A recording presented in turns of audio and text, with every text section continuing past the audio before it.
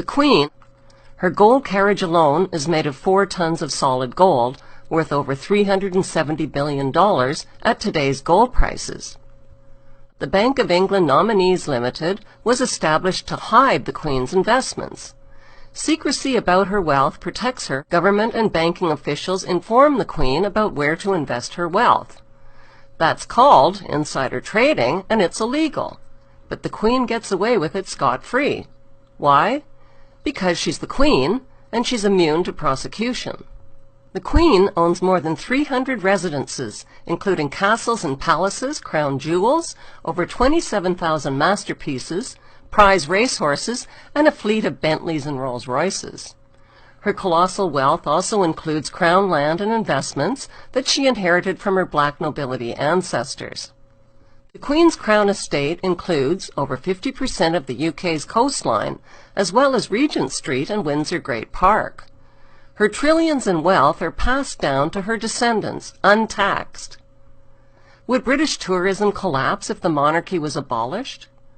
No, statistically, Buckingham Palace doesn't even make the top 20 list of tourist attractions. Do you know how much the Queen is worth? 17 trillion pounds. That's $30 trillion. She could end world hunger and poverty tomorrow. Besides insider trading and tax-free income, the slave trade and drug trade.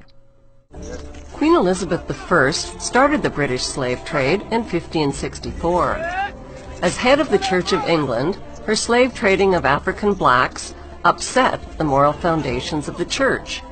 Queen Elizabeth II is now head of the Church of England.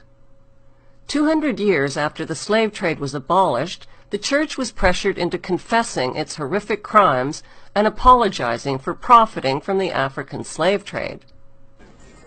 At first, the Queen and the Church only admitted to owning slaves and plantations, but the public soon discovered that the Church had given their blessing to something far worse. The Church had approved the beating, mutilation, rape, kidnapping, and murder of tens of millions of Africans by declaring that Africans had no soul. This gave the Church a divine license to profit from their diabolical crimes. Even more lucrative than Queen Elizabeth's slave trade was Queen Victoria's drug trade. Opium was grown and manufactured in the British-owned opium factories of British India. China banned the importation of opium, but once the British monarch secured a drug trade monopoly, over 17,000 illegal chests of opium worth millions were forced onto the Chinese population. The British waged 3 drug wars on China to force them to pay for the illegally imported opium. China's emperor didn't stand a chance against the British East India Company gunboats and Royal Navy. The British destroyed, plundered, looted, and raped their way along the coast of China until there was nothing left to loot or plunder. On August 29, 1842, the Treaty of Nanking forced the Chinese government to pay £15 million to the British merchants to open up its ports to opium trade and to cede Hong Kong to the British. This was the ugly origin of Hong Kong's 155 years as a stolen British Crown colony.